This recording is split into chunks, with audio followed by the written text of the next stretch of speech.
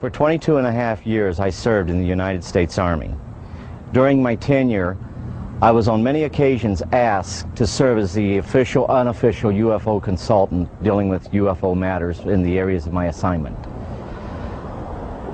As a result of my involvement, I was able to ascertain that the United States government knew a whole lot more about UFOs than it was telling the American public. That there was an intelligence involved, that there was a highly evolved technology. I learned that to a degree we were carrying on a dialogue with this intelligence.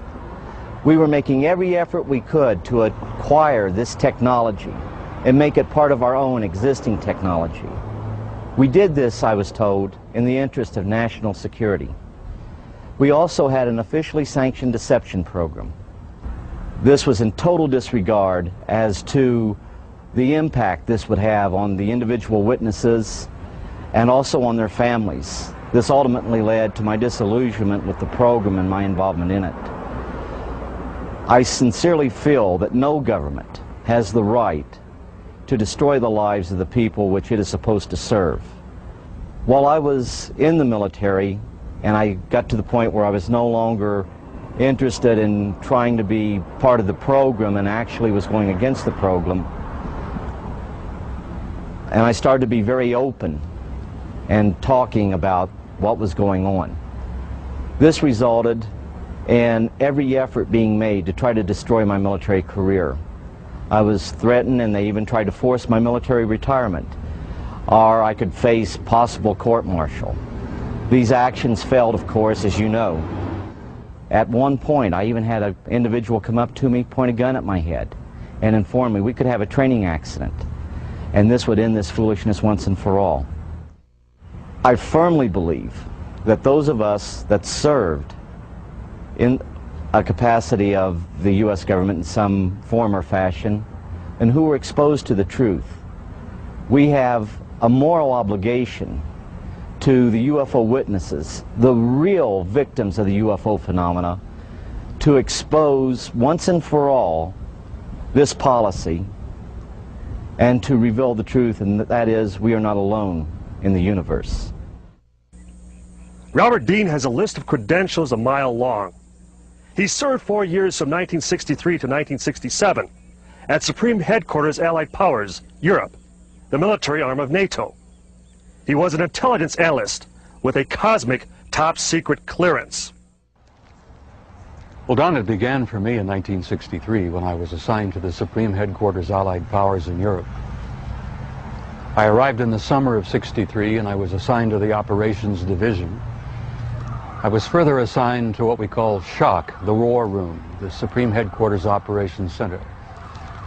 And at that time I was given a cosmic top-secret clearance, which was and still is the highest level of security access that NATO has.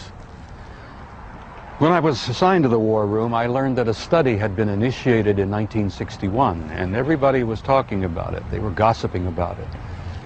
And the subject was UFOs, and that intrigued me a bit. When that study was concluded in 1964 and it was published, and I was still working in the War Room at that time, I had access to this document. I had a chance to read it.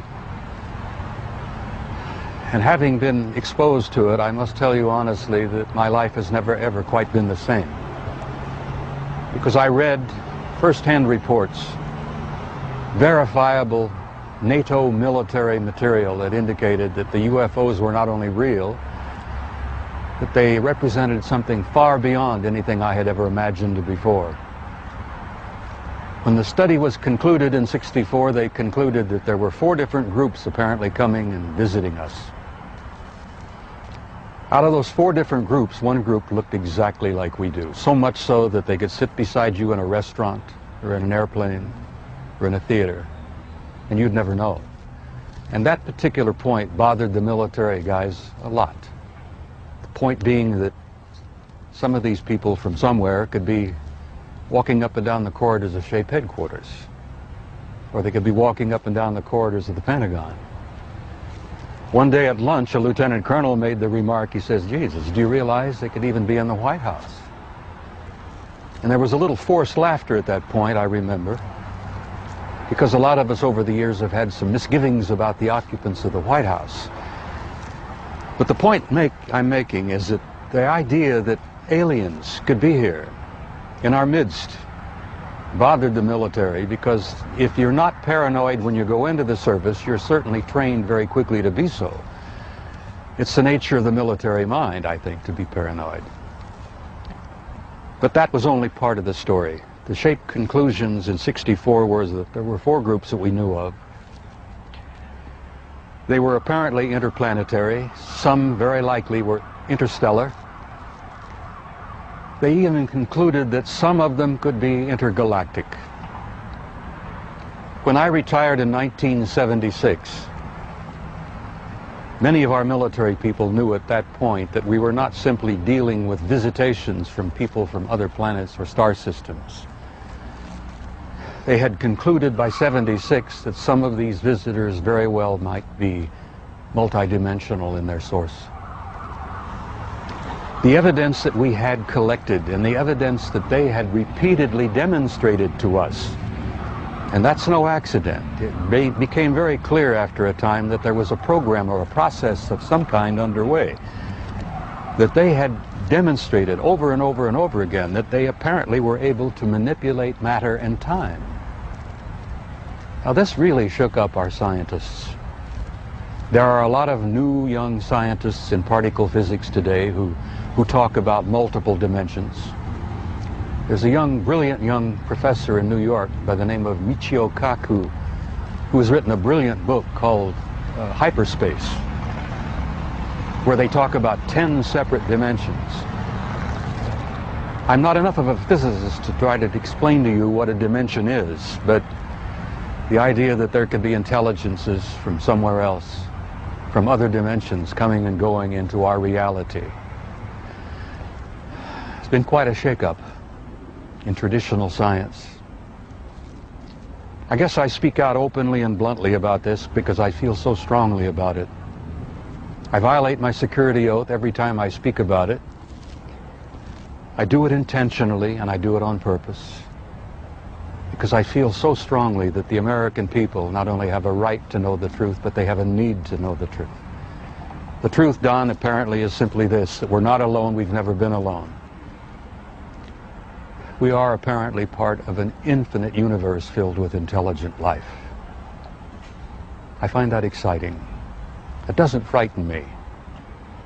The SHAPE study concluded in '64 that if they, whoever they were malevolent or hostile,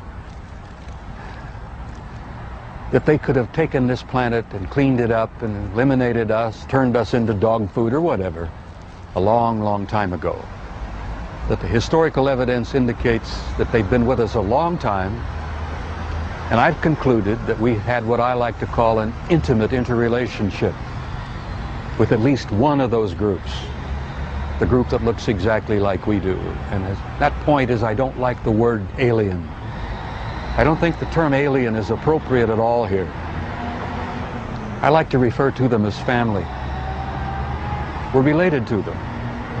I think they had a hand in our being here. And I think the time has come where we're about to meet our extended family.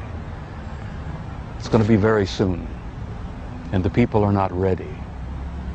And one of the reasons I do speak out so bluntly and so openly is if in some small way I can help people get prepared for this. Because I believe that this reality, once we have accepted it and understood it and gone beyond the fear, will bring about an expansion of consciousness in the human race that will truly help us and prepare us to go out there and take our rightful place in that infinite community of life.